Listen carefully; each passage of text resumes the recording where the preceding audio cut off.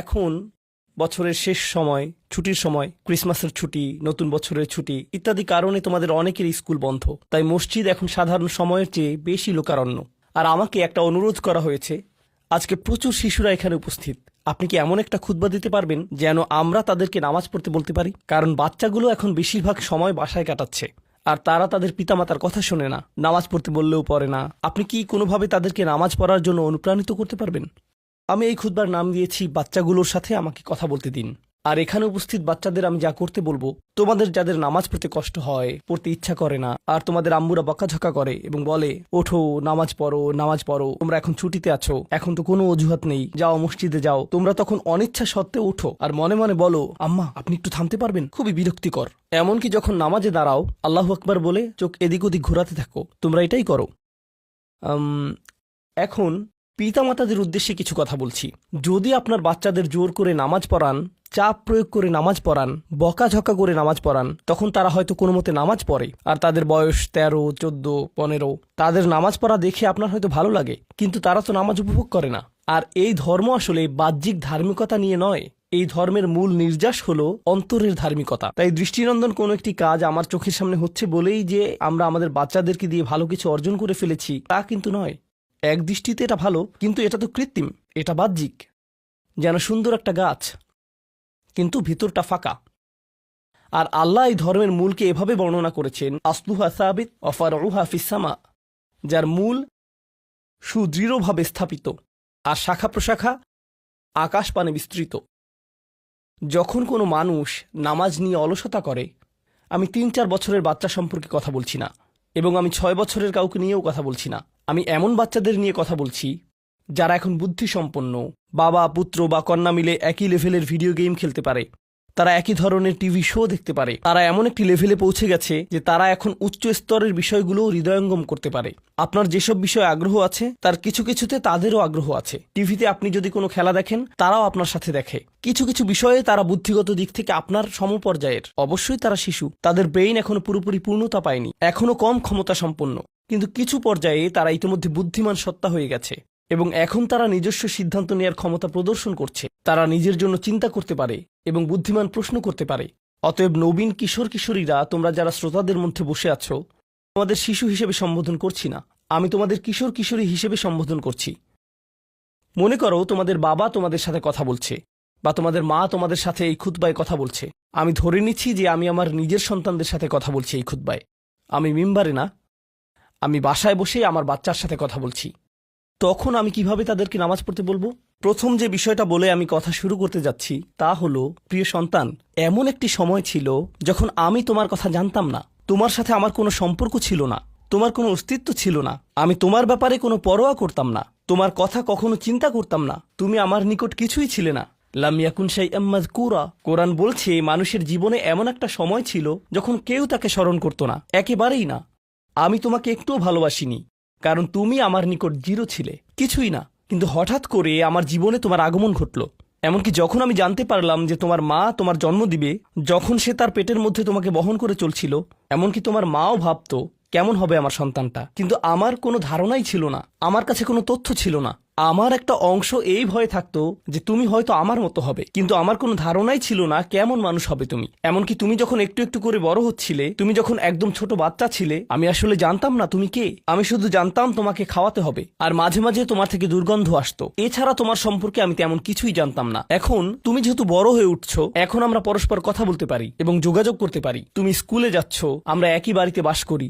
আমি শুধু তোমাকে জানাতে চাচ্ছি, আমাদের মধ্যে এই সম্পর্কটি সবসময় বর্তমান ছিল না। আমি তোমাকে আরও জানতে চাই, এই সম্পর্কটি সবসময় বর্তমান থাকবেও না। খুবই অল্প কিছু সময়ের জন্য আমরা দুজন একত্রে থাকব, আর অল্প কিছু দিনের মধ্যেই তুমি পুরোপুরি বড় হয়ে যাবে, তুমি যুবক হওয়ার পথে। এটা খুব দূরের জিনিস না। বস্তুত তোমার বাচ্চাকাল থেকে এখন পর্যন্ত সময়টাকে আমার কাছে 1 মাসের মতো মনে হয়। চোখের পলকে তুমি এখনকার তুমি হয়ে গেছো। কিছু বুঝে উঠতে উঠতেই তুমি বড় হয়ে যাবে। একদিন ইউনিভার্সিটিতে যাবে, চাকরি করবে, বিয়ে করবে, এর সব কিছুই ঘটবে ইনশাআল্লাহ, যদি আল্লাহ ইচ্ছে করেন। যখন ওই ব্যাপারগুলো ঘটবে, তখন আমাদের সম্পর্কটা আর আজকের মতো থাকবে না। বাড়িতে এসে তুমি আমার কাছে ছুটে আসবে না, তুমি আমার সাথে সময় কাটাবে না, তোমার নিজের চাকরি থাকবে, পরিবার থাকবে, স্ত্রী থাকবে বা স্বামী থাকবে, তোমার তখন নিজের জীবন থাকবে। সুতরাং আমাদের হাতে একত্রে যে সময়টুকু আছে তা খুবই সীমিত। এমনকি এই সময়টুকুতেও তোমার স্কুল আছে, আমার চাকরি আছে, আমাকে বাজার করতে হয়। আমাদের হাতে হয়তো দৈনিক 20 মিনিট সময় থাকে সত্যিকারের কথা বলার। আমাদের একসাথে অতিশয় সংক্ষিপ্ত কিছু সময় থাকে। তুমি যখন বড় হয়ে যাবে তখন আমার সম্পর্কে তুমি শুধু আমাদের একত্রে কাটানো ওই গুটিকত মুহূর্তগুলোর কথাই স্মরণ রাখবে, কারণ আমাদের কাছে একত্রে কাটানোর মতো 24 ঘন্টা নেই, আমাদের নেই। তো মোট কথা, প্রথম যে জিনিসটি আমি তোমাকে জানাতে চাই তা হলো, আমি তোমাকে কোনো মতে চিনি। আমি জানি আমরা একত্রে বাস করি, কিন্তু আমি সত্যিই তোমার সম্পর্কে খুবই অল্প জানি। কেন জানো? কারণ কোনো মানুষ অন্য কোনো মানুষকে সত্যিকার অর্থে চিনে না। তুমি যা যা চিন্তা করো তার সবটা তো আমাকে বলো না, আর আমিও নিজের চিন্তার সবকিছু তোমাকে জানাই না। কিন্তু এমন এক সত্তা আছেন যিনি তোমাকে চিনতেন, এমনকি যখন তুমি আমার নিকট কিছুই ছিলে না তখনও। এমন এক সত্তা আছেন যিনি তোমাকে তখনও ভালোবাসতেন যখন সৃষ্টি জগতের কেউই তোমাকে ভালোবাসতো না, এই জগতের কেউই তোমাকে স্নেহ করতো না। এমন এক সত্তা আছেন যার সাথে তোমার সম্পর্কটা আগামীতেও থাকবে, যদিও তোমার আমার সম্পর্ক আগামীতে পরিবর্তিত হতে যাচ্ছে। ছোটবেলায় আমার বাবার সাথে আমার এক ধরনের সম্পর্ক ছিল, কলেজে পড়ার সময় তার সাথে সম্পর্কটা অন্য ধরনের ছিল, আর এখন তার সাথে আমার সম্পর্কটা সম্পূর্ণ ভিন্ন রকম। যদিও আমরা একই মানুষ আছি, কিন্তু আমাদের সম্পর্কে আমূল পরিবর্তন এসে গেছে। কিন্তু একজন এমন আছেন যিনি সর্বদা তোমাকে ভালোবেসে গেছেন, তোমাকে নিরাপত্তা দিয়ে গেছেন, তোমার ভালোর জন্য পরিকল্পনা করে গেছেন, তোমার যত্ন নিয়েছেন একেবারে শুরু থেকেই, আর তিনি সব সময় তা করে যাবেন। আর সেই সত্তা আমি নই, আমি তোমার জীবনের একটা পর্ব মাত্র। এটা সুন্দর একটা পর্ব যা আল্লাহ তোমাকে আমাকে একত্রে দান করেছেন, কিন্তু এটা কোনো স্থায়ী পর্ব নয়। এটা ছিল প্রথম ব্যাপার যা আমি তোমাকে জানাতে চেয়েছি। দ্বিতীয় যে বিষয়টি আমি তোমাকে জানাতে চাই তা হলো, আমি যখন তোমাকে নামাজ পড়তে বলি বা কোনো কিছু করতে বলি, তোমার তখন মনে হয় আমি তোমাকে নিয়ন্ত্রণ করছি, তোমার উপর বসগিরি দেখাচ্ছি, তোমাকে কেবল এটা ওটা করতে বলি। আমি চাই তুমি জেনে রাখো, আমার পক্ষে আসলে তোমাকে নিয়ন্ত্রণ করা সম্ভব নয়। আমি তোমাকে উপদেশ দিতে পারি, কঠোরতা দেখাতে পারি মাঝে মাঝে, এটা সত্য, কিন্তু অতি সত্বর তুমি এতটা বড় হয়ে যাবে যে তখন যত জোরেই আমি চিৎকার চেঁচামেচি করি না কেন, আমার কণ্ঠস্বর যত উঁচুই করি না কেন, যত হতাশাই ব্যক্ত করি না কেন, এতে কোনো লাভ হবে না। কারণ তোমার সিদ্ধান্তগুলো তুমিই নিবে। তুমি এরকম বলবে, আচ্ছা বাবা, আমি একটু পরে তোমাকে কল দিচ্ছি, আমাকে এখন যেতে হবে, আর একটা কল এসেছে। তুমি তখন আমাকে অপেক্ষায় রাখবে আর নিজের কোনো প্রয়োজন সারবে। মূলত অধিকাংশ সময় তোমার পছন্দ অপছন্দের উপর আমার কোনো নিয়ন্ত্রণই থাকবে না। তুমি যখন স্কুলে থাকো এবং বন্ধুদের সাথে আড্ডা দাও, তাদের সাথে কথাবার্তা বলো, আমি ওইসব কথাবার্তার কোনো কিছুই নিয়ন্ত্রণ করি না। আর আমি যদি ইতিমধ্যেই তোমাকে আইপ্যাড বা ফোন বা এরকম কিছু দিয়ে থাকি, আর এগুলো দিয়ে তুমি তোমার বন্ধুদের সাথে যোগাযোগ করো, তুমি তখন কোন ধরনের যোগাযোগ করো তার উপর আমার কোনো নিয়ন্ত্রণই থাকে না। এমনকি যদি আমি ওইসব ডিভাইসে প্যারেন্টিং কন্ট্রোল অ্যাপস ইনস্টল করে দেই, তবুও আমি তোমার চিন্তা নিয়ন্ত্রণ করতে পারি না। আমি কিছুটা নিয়ন্ত্রণ পেতে পারি, কিন্তু সেটা খুবই সীমিত। তবে এমন একজন আছেন যিনি নিয়ন্ত্রণ করে গেছেন তোমার শরীরের প্রতিটি কোষ। একসময় তুমি যে মাইক্রোস্কোপিক তরল পদার্থ ছিলে, সেটাও তিনিই নিয়ন্ত্রণ করে গেছেন, যা তোমার মায়ের গর্ভে বড় হচ্ছিল, যা নিয়ন্ত্রণ করছিল তোমার জেনেটিক ক্রোম, যার উপর ভিত্তি করে তোমাকে সৃষ্টি করা হয়েছে। কেমন হবে তোমার শরীরের রং, তোমার চুলের আকৃতি, তোমার চোখ, তোমার বুদ্ধি কেমন হবে, তুমি কতটা লম্বা বা বেটে হবে, এর সবকিছুই তিনিই নিয়ন্ত্রণ করে গেছেন। তোমার উপর আসলে তার নিয়ন্ত্রণ আছে, আমার নয়। আমার একটি কথা মনে পড়ে গেল, যা রাসূল সাল্লাল্লাহু আলাইহি সাল্লাম তার মেয়ে ফাতিমা রাদিয়াল্লাহু আনহাকে বলেছিলেন, ইয়া ফাতিমাতু বিনতি মুহাম্মদ ইত্তাকিল্লাহ ফা ইন্নী লা আমলিকু লাকি মিনাল্লাহি শাইআ।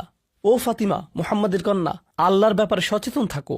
আল্লাহর নিকট আমার কোনো কর্তৃত্ব থাকবে না তোমার ব্যাপারে। এখন আমরা পরবর্তী পয়েন্টে এসে গেছি, যা এই কথার সাথে সম্পর্কিত। আমার যেহেতু নিয়ন্ত্রণ নেই, সত্য হলো তোমার ব্যাপারে আমি যতই সংরক্ষণশীল হই না কেন, আর আমি চাই যে তুমি ভালো করো, তবুও তোমার ভালো আমি নিয়ন্ত্রণ করি না, আর আমি এর জন্য দায়বদ্ধ নই। আল্লাহ প্রতিটি মানবকে তার নিজের জন্য দায়বদ্ধ করে সৃষ্টি করেছেন। দেখো, তুমি যদি ট্রাফিক আইন লঙ্ঘন করো, যদি একদিন ড্রাইভিং লাইসেন্স পাও এবং এরপর রাস্তায় লাল বাতি উপেক্ষা করে চলে যাও, পরে পুলিশ তোমাকে ধরলো, তখন তো তুমি বলতে পারবে না, আপনি একটু আমার বাবার সাথে কথা বলতে পারবেন না। তোমার নিজেকেই এই পরিস্থিতির মোকাবেলা করতে হবে। তোমার ইউনিভার্সিটি প্রফেসর যখন তোমাকে ফেল মার্ক দিবে, তখন তো বলতে পারবে না, একটু থামুন, আমার মাকে একটু কল দেই। না, তুমি নিজেই এই ফেইলের জন্য দায়ী। আইনের কোর্টে তোমার কাজের জন্য তুমি দায়ী। ইউনিভার্সিটিতে তোমার পাশ ফেইলের জন্য তুমি দায়ী। তোমার চাকরিতে তুমি তোমার জন্য দায়বদ্ধ। তোমার স্বাস্থ্যের ক্ষেত্রে তুমি কি আহার করো, তুমি তোমার জন্য দায়বদ্ধ। নিজেকে যে কোনো বিপদে ফেললে এবং নিজের কোনো ক্ষতি করলে তুমি দায়বদ্ধ তোমার জন্য। তোমার বয়স যত বাড়বে, তোমার স্বাধীনতা যত বাড়বে, তোমার দায়বদ্ধতাও তত বৃদ্ধি পাবে। কেউ তোমাকে নিয়ন্ত্রণ করবে না এবং তোমার কাজের জন্য অন্য কেউ দায়ী হবে না। লা তাজিরু ওয়াজিরাতুন উযরা উখরা। কোনো ভার বহনকারী অন্যের ভার বহন করবে না। আমি আসলে তোমার জন্য দায়ী নই। আর শেষ বিচারের দিন আমরা প্রত্যেকে সম্পূর্ণ একাকী আল্লাহর সামনে উপস্থিত হব। এখন এই দুনিয়াতে আমরা একসাথে একত্রে বসবাস করছি, আমরা একই পরিবারের সদস্য, আমরা কোলাকুলি করি, আমি আমৃত্যু তোমাকে ভালোবাসি, আমি সর্বদা তোমাকে নিয়ে চিন্তা করি। কিন্তু সামনে এমন একটা দিন আসছে যেদিন আমরা আমাদের সমগ্র অস্তিত্বের সবচেয়ে নিঃসঙ্গ সময় পার করব। বস্তুত শেষ বিচারের দিন তুমি যদি আমার কাছে দৌড়ে আসো, এমন হতে পারে যে আমি তোমার থেকে দৌড়ে পালাবো। তোমাকে চিনি না আমি, দূর হও আমার কাছ থেকে।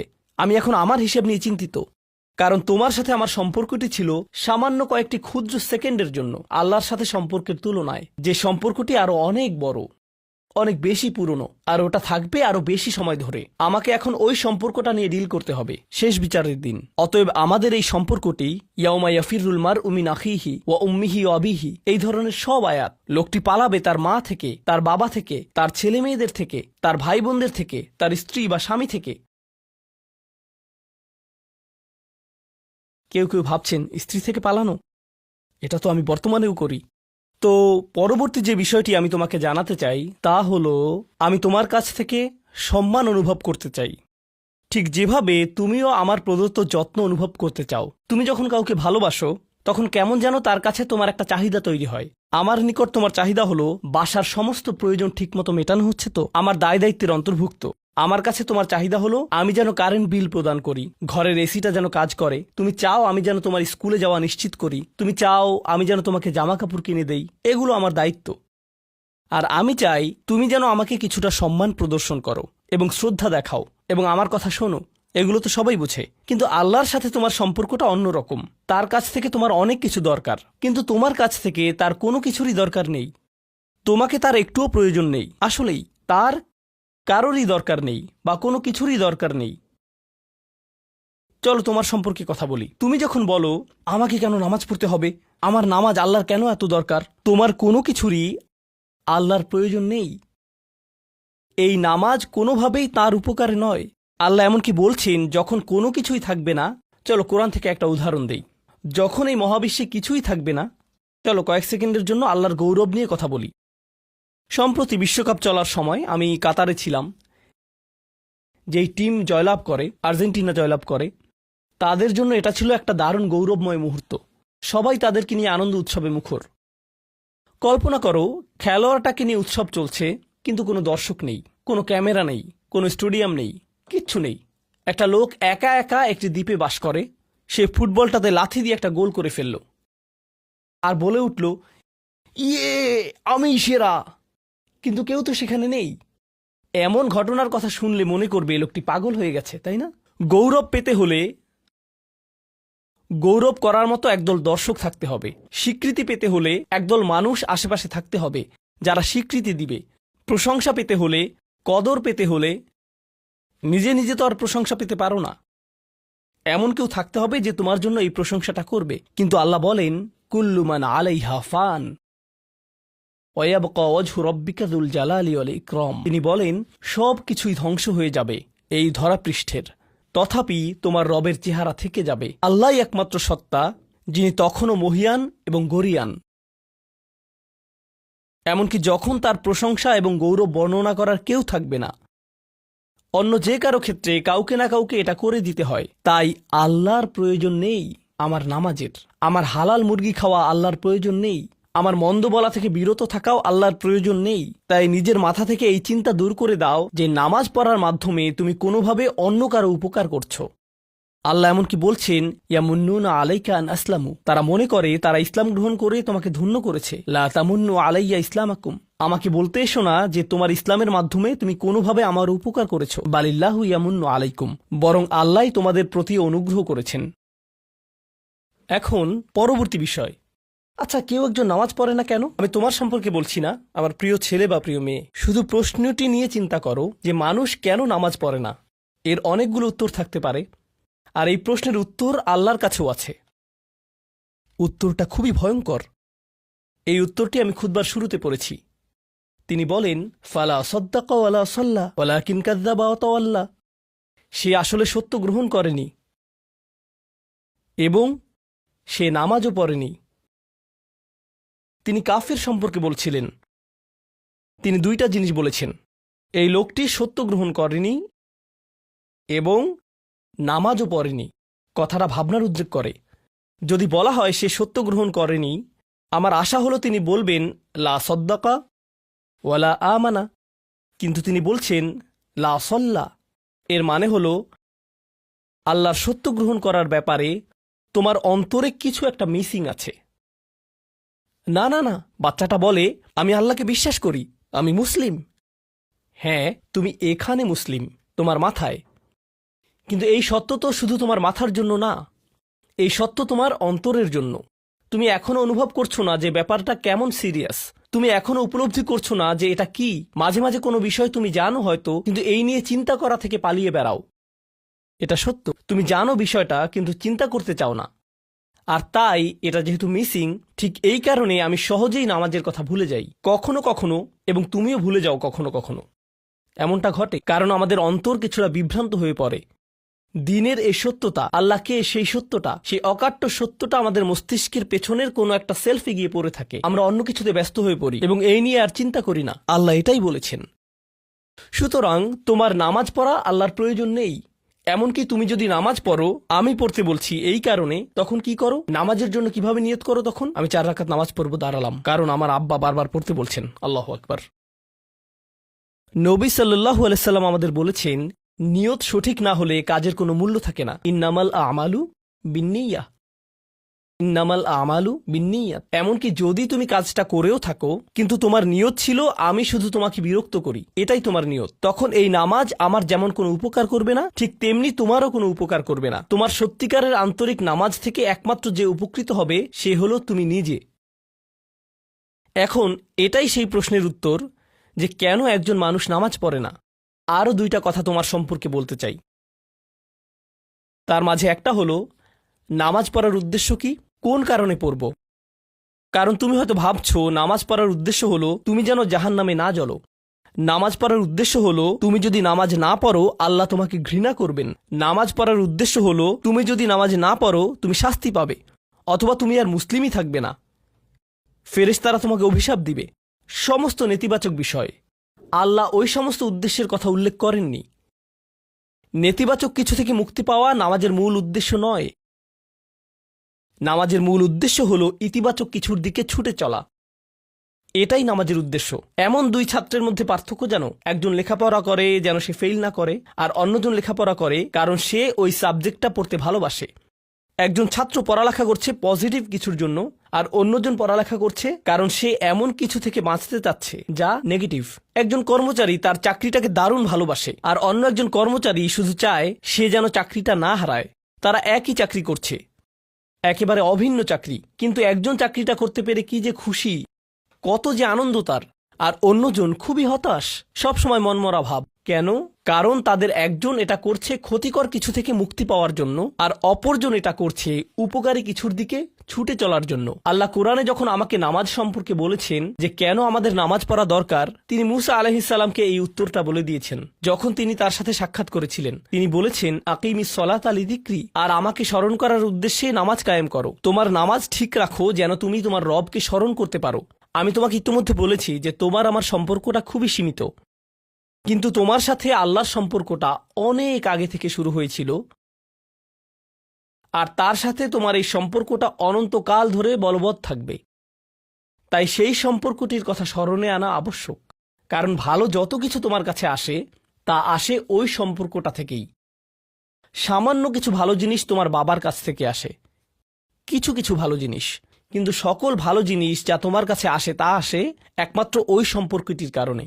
যদি তুমি চাও সকল উপকারী জিনিস তোমার জীবনে অবস্থান করুক, তখন তোমাকে অবশ্যই তার কথা স্মরণ করতে হবে যার নিকট থেকে সকল কল্যাণের আগমন ঘটে, যার নিকট থেকে সকল নিয়ামতের আগমন ঘটে, সকল রিজিকের আগমন ঘটে, সকল হেদায়েতের আগমন ঘটে।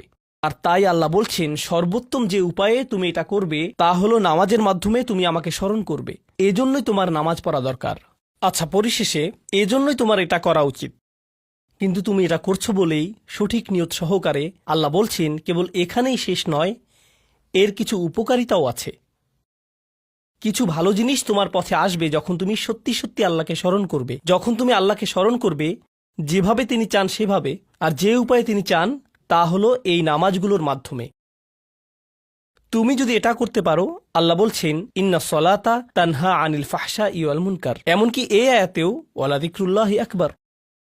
তিনি বলছেন নামাজের মধ্যে এই উপকারটি আছে যে এটা তোমাকে অশ্লীলতায় পড়ে যাওয়া থেকে রক্ষা করবে।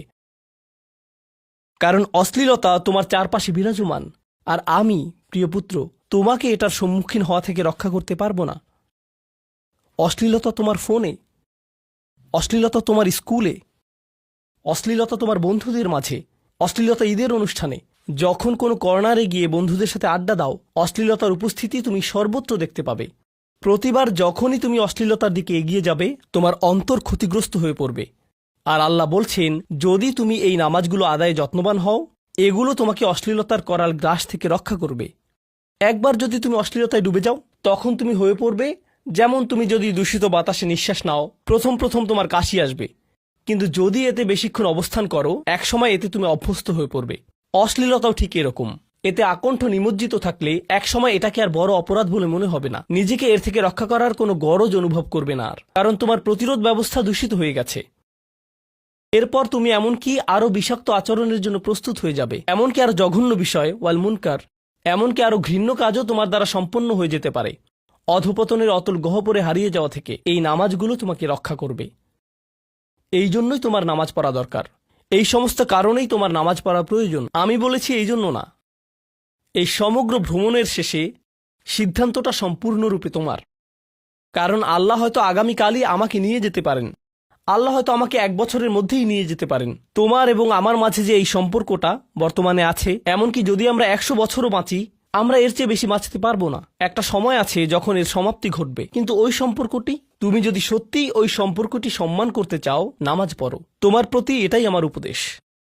এখন আমি পিতামাতার উদ্দেশ্যে কথা বলবো।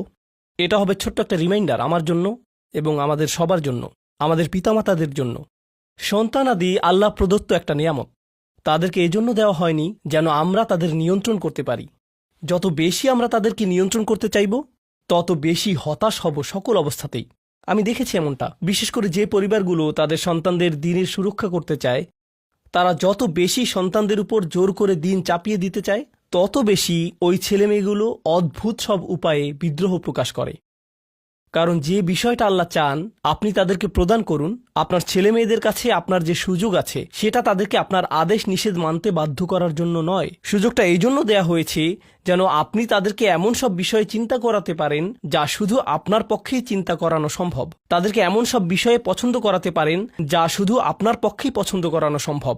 আপনার বাচ্চাটা বাস্কেটবল পছন্দ করে কারণ সে আপনাকে বাস্কেটবল খেলতে দেখেছে। সে প্লে স্টেশন পছন্দ করে কারণ সে তার বাবাকে প্লে স্টেশনে খেলতে দেখেছে। এভাবে আপনি বাচ্চাটার অন্তরে কোনো কিছুর জন্য ভালোবাসা তৈরি করে দিতে পারেন, কারণ আপনি যেরকম, আপনার পক্ষে এটা করা সম্ভব। আর যখন বাচ্চাদেরকে বলতে থাকেন তোমার হোমওয়ার্ক করো, তোমার হোমওয়ার্ক করো, আপনার সন্তানের বয়স যখন 40 হবে, সে তখন বলবে না আমি হোমওয়ার্ক ভালোবাসি, কিন্তু 40 বছর বয়সেও সে বলবে আমি বাস্কেটবল ভালোবাসি, আমার বাবা সবসময় বাস্কেটবল খেলতেন। আপনি যা ভালোবাসেন তা ট্রান্সফার হয়ে তার কাছে চলে যায়, আর যা করতে বলেন তা প্রত্যাখ্যাত হয়ে যায়। এমনটি আপনার ক্ষেত্রেও ঘটেছিল। আপনার ছেলে মেয়েদের কথা ভুলে যান, আপনার নিজের বাস্তবতাও এটাই। আপনার বাবার কিছু কিছু জিনিস যে আপনি এখনো পছন্দ করেন তা ভালোবাসার মাধ্যমে আপনার নিকট ট্রান্সফার হয়েছিল, আর আপনার বাবার ওই ব্যাপারগুলো আপনি অপছন্দ করতেন যা তিনি জোর করে আপনাকে গেলাতে চেয়েছিলেন। এখানে উপবিষ্ট প্রত্যেকের বাস্তবতা এটাই, শুধু সেগুলোই গ্রহণ করেছি যেগুলো ভালোবাসার মাধ্যমে হস্তান্তরিত হয়েছিল। ঠিক এই ইশারাটাই আমাদের পিতামাতাদেরকে দেয়া হয়েছে সূরাতুল ইসরার এই আয়াতে, রব্বির হামহুমা কামা রব্বায়ানি সগীরা। রব্বায়ানি মানে যখন তারবিয়া ব্যবহার করা হয় একটি চারাগাছ বড় করার জন্য, আপনাকে চারাগাছটির যত্ন নিতে হবে, এর সযত্নে প্রতিপালন করতে হবে। গাছটির প্রতি চিৎকার চেঁচামেচি করলে তো হবে না, তাড়াতাড়ি বড় হও, তাড়াতাড়ি লম্বা হও। আপনার একে সময় প্রদান করতে হবে। অনেক সময় পোকামাকড় এসে এর পাতাগুলো খেয়ে ফেলতে চাইবে, আপনাকে তখন পোকামাকড় সরিয়ে দিতে হবে। কখনো কখনো একটু কঠোর আচরণ করতে হবে, শুধু অতটুকুই যেন পোকামাকড়গুলো দূর হয়ে যায়। এরপর আবারও এতে পানি দিতে হবে। আমাদের বাচ্চাদের সাথে আমাদের উদাহরণটা ঠিক এমনই।